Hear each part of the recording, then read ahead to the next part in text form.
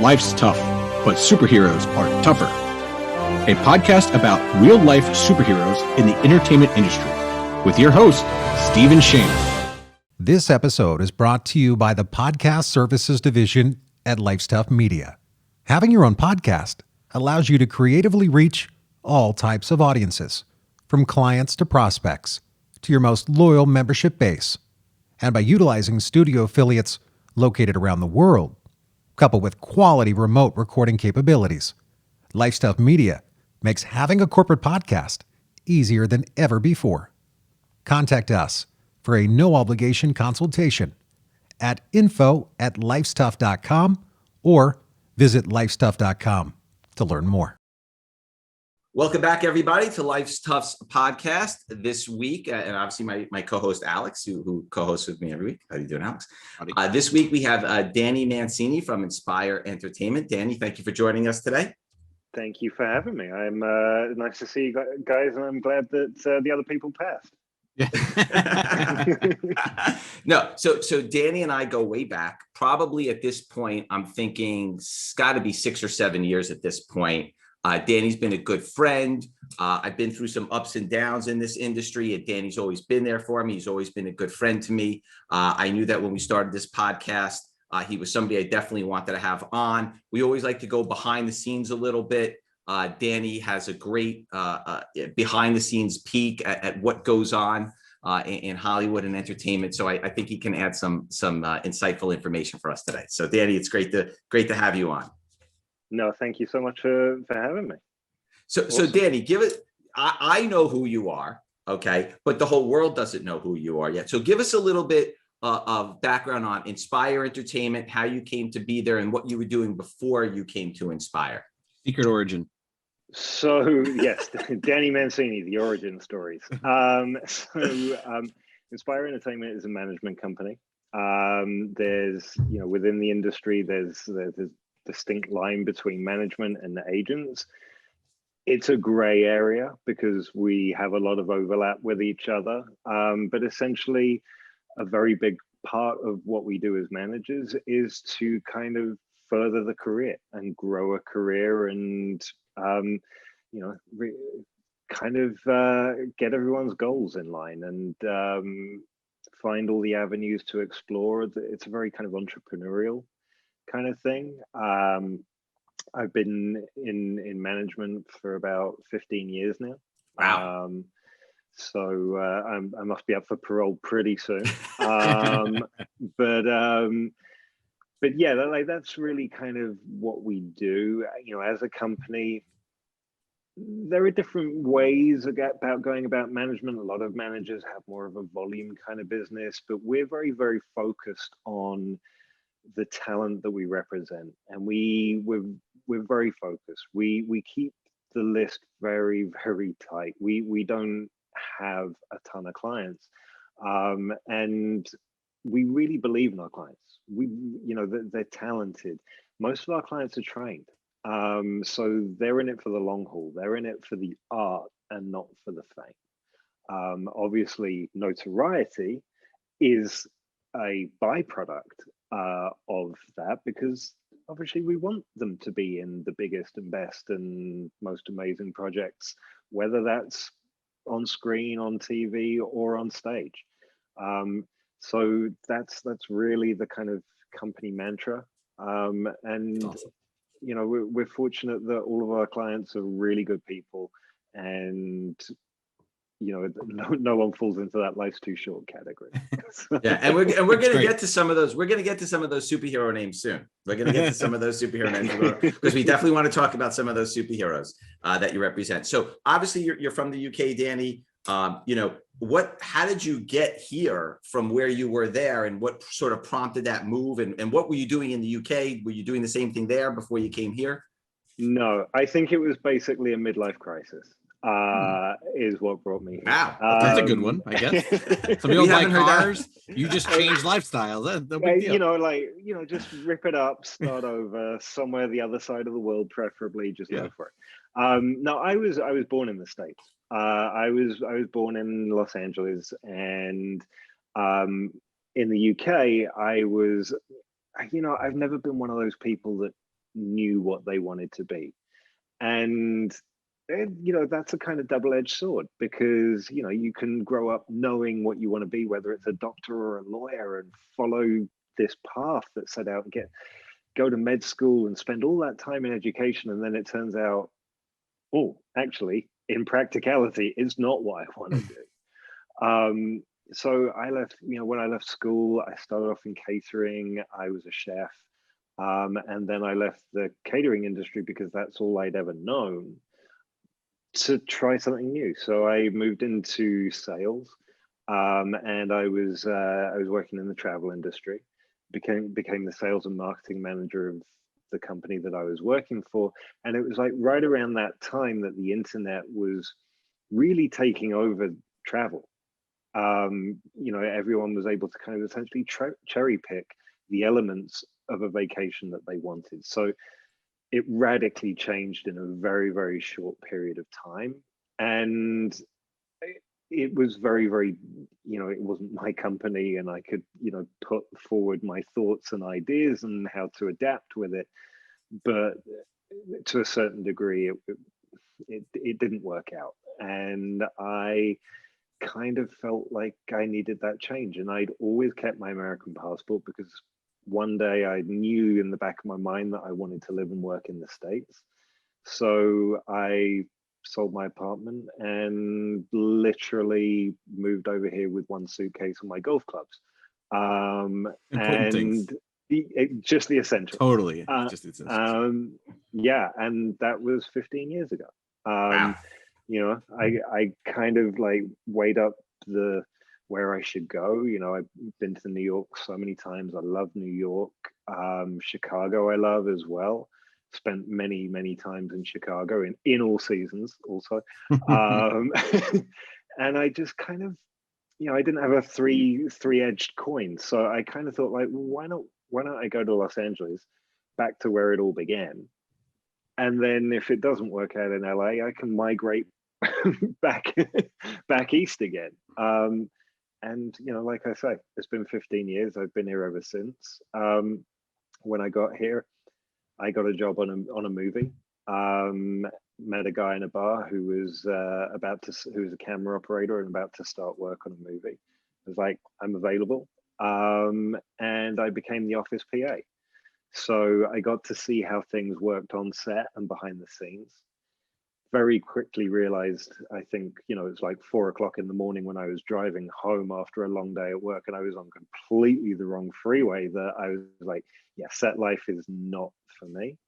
But that's when I kind of found out about management, through dealing with everybody. And it kind of, in many ways, ticked all the boxes. I was like, oh, I think I have the right kind of skill set and aptitude and desire for that. So it kind of gave me a defined path to take. And fortunately, one of the producer's wives was a manager, and I met her at the wrap party, and started working for them and got my education there, before very much kind of realizing that, as I kind of touched on earlier, there's very different ways to go about management. And I wanted my philosophies to be in line with the company philosophies, and it wasn't an exact match in so many ways. So that's when I jumped ship and moved to Inspire, and I've been at Inspire for 10 years now.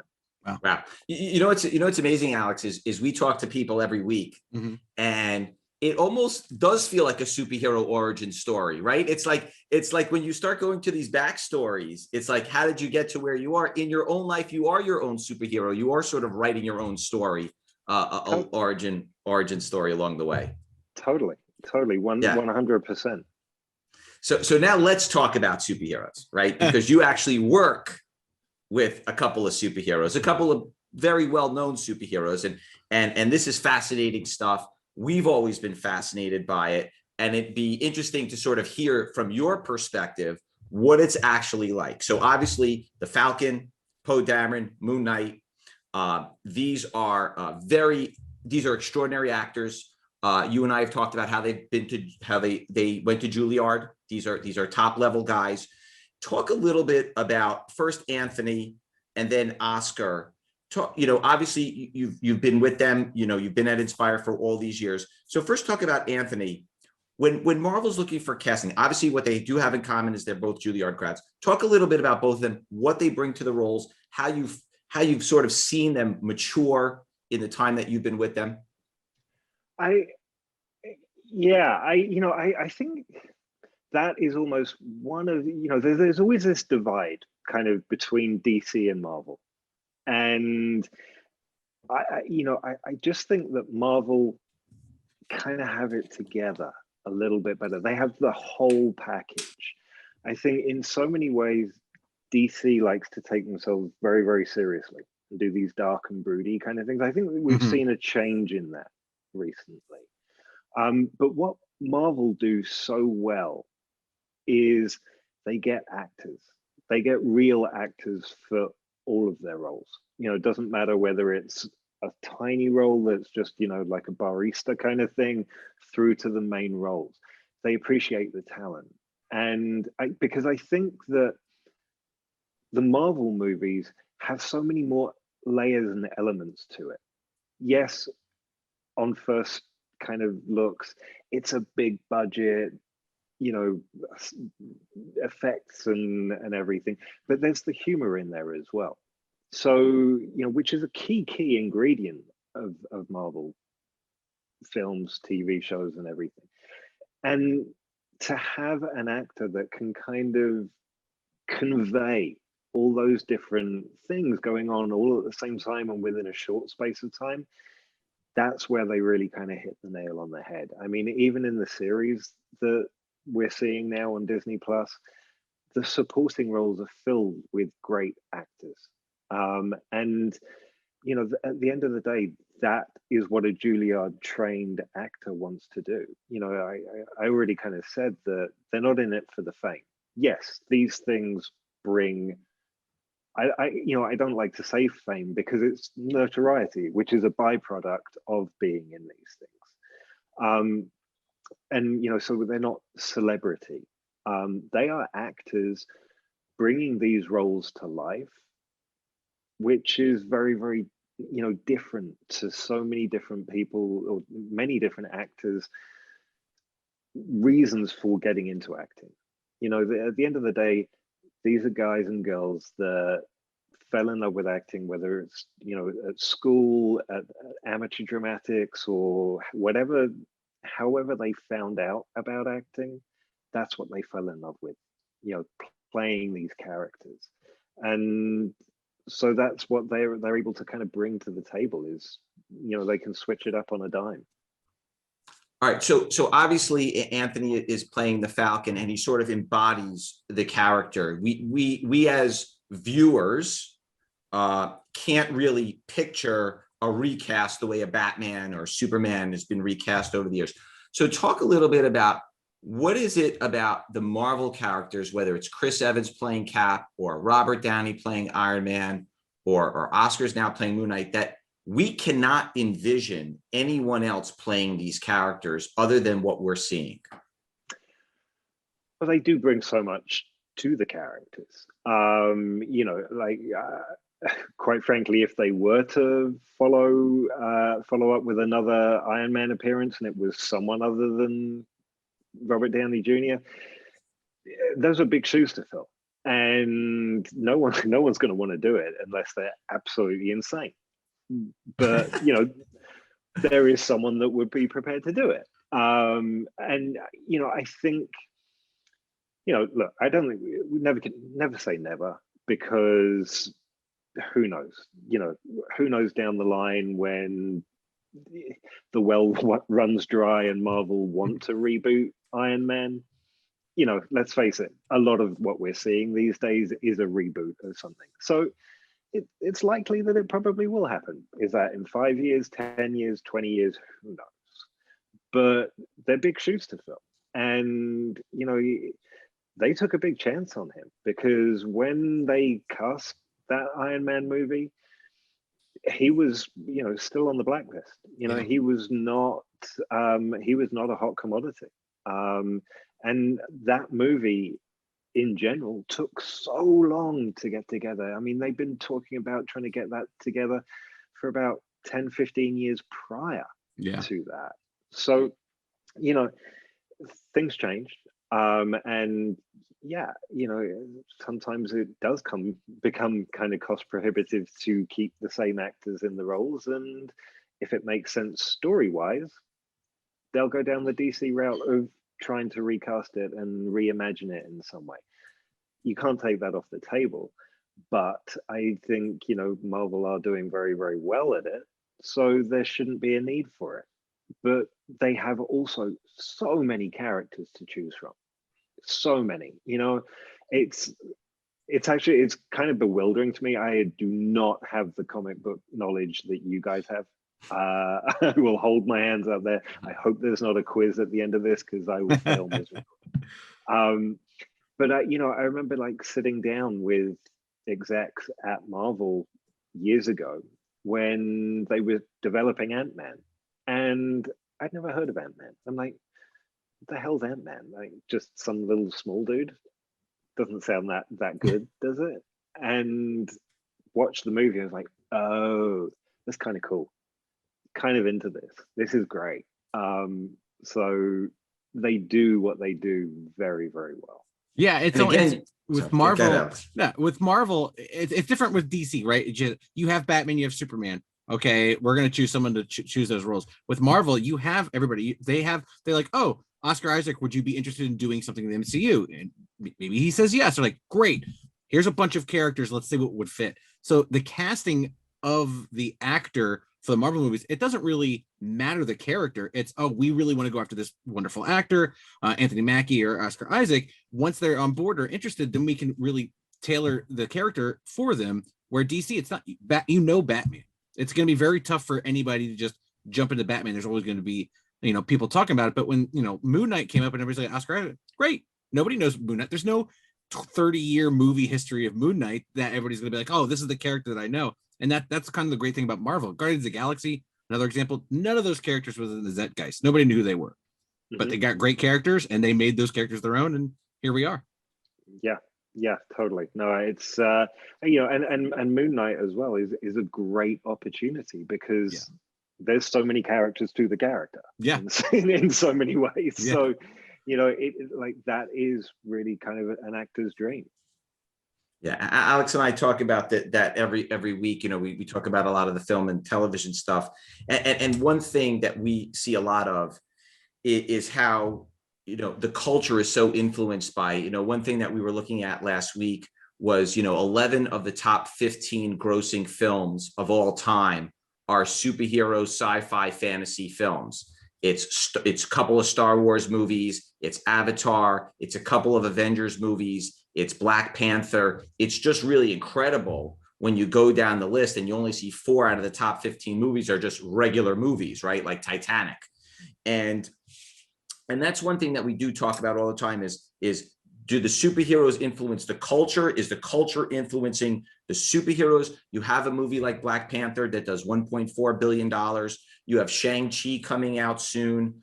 We have a very large Asian American audience that comes to our ACE events, and just Asians that come from China and Japan that come to our ACE events.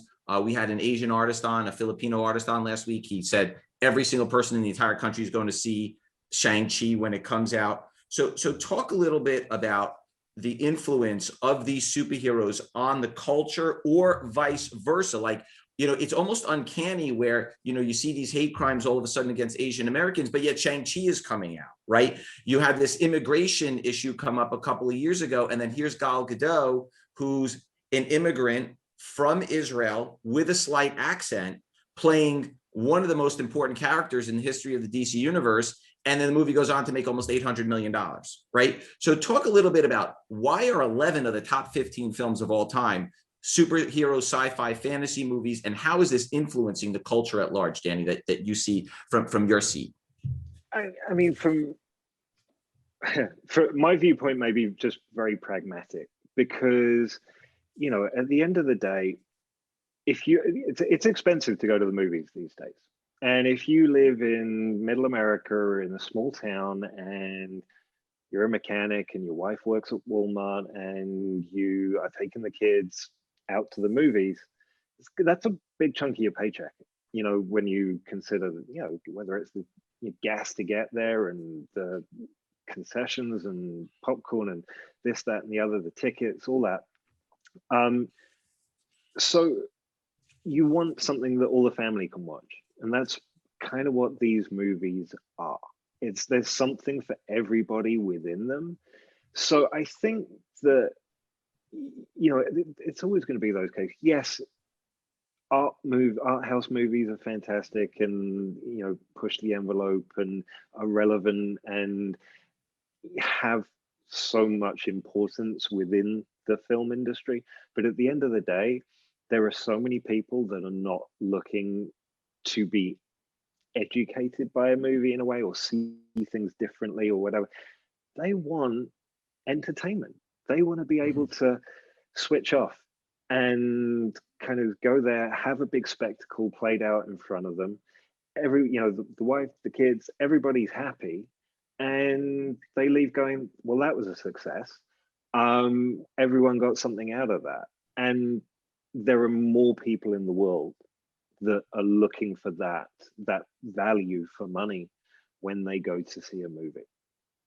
So I think, you know, commercially, that is always going to win out. Yeah. However, the superhero genre has really, really taken off over the last 15 years or so. And, you know, I like to think that it comes from a very kind of good, holistic kind of place. It's good guys versus bad guys. All the good guys stand for something, and, you know, whatever their principles may be, and it's just the superpowers are just extra fluff to it in so many ways. You know, it's that moralistic, you know, looking at everything from that perspective of light and goodness. And, you know, why can't you? You know, that is something for the whole family. That is something for the whole human race. So yes, there's guaranteed success in that. Yeah, you know, it's interesting because, you know, part of, you know, you talking about sort of this global view of superheroes and how people view them. I do think that there is something to it where we all feel like we have superheroes in our life, right? Whether it's our parents, whether it's people that we look up to, it could be a teacher, it could be a professor, it could be a mentor. And, you know, it's something that Alex and I discuss, you know, all the time with our guests and everything, is that, you know, we were joking about your superhero origin story, right? How you came to the States, and we all sort of have that. In your life, sort of outside of your immediate, you know, sort of friends and family, you know, have you experienced any sort of superhero moments in your life where someone went above and beyond, who didn't necessarily need to do something for you or whatever, but, you know, you felt a super heroic moment happen to you in your life? Because I actually think that the most superhuman stories are sort of the real ones, you know, when you watch on TV every night, when you watch the news. And I do think that a lot of these films do try to reflect some of that humanity and take these stories, whether they're biblical or otherwise, and sort of transform them. And the superhero part of it is sort of I agree with you. The superhero part, whether it was there or not, it's still the story at the end of the day. Totally. No, I think, you know, I completely agree. Everybody has that superhero quality within them. And, you know, I just think that so often it's just done with words of reassurance, words of comfort, words that feel like you've been heard and been noticed. I think that really is a superpower in itself. When someone just is able to say exactly what you need to hear at that right particular moment in time, and all those stars align, and you know when it hits. You know, I think, yes, obviously there are more physical superheroes, if you like, in the world in terms of first responders and things like that. But again, they have that same quality within them. takes that one step further so that they are fighting fires or treating emergency cases, or whatever it may be. But everybody has the power to be a superhero every day. Yeah, and I'm going to give you a little props, Danny, and it's something that I mentioned at the beginning of the show, and this is a true story, Alex. When I was going through a very, very difficult time in my life, and friends were hard to come by, or people weren't necessarily calling or checking in as much, and I was kind of laying low, Danny would call me and check in on me. Steven, how you doing? Just want to see how you're feeling. How you doing? He's right. Those words do have a big impact. Yeah. And it could, something as small as a phone call or text message during those times can mean a lot to a person who's really down. And those are super heroic moments for individual people. And you don't need a guy with a cape and a suit and all those other kind of things sometimes to be a superhero to you. Yeah. So thank you, Danny, for that. You're very welcome. Much appreciated. Danny, do you have any other words of wisdom that you'd like to share tonight? I think this was very, very insightful. I think we learned a lot.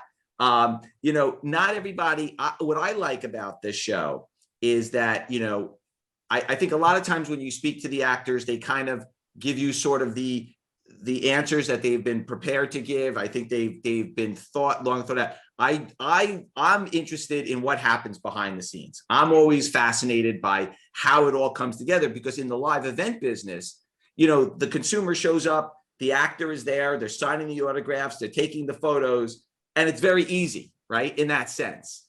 But they don't know, Danny, all the hundreds of thousands of men behind the scenes of, hey, can Anthony come to this show? Oh, I got to check his schedule. Like all of those tens of phone calls of, is he available? Can he make it? How does he get there? All these other things that go into it. Like nobody knows that, and nobody sees any of that.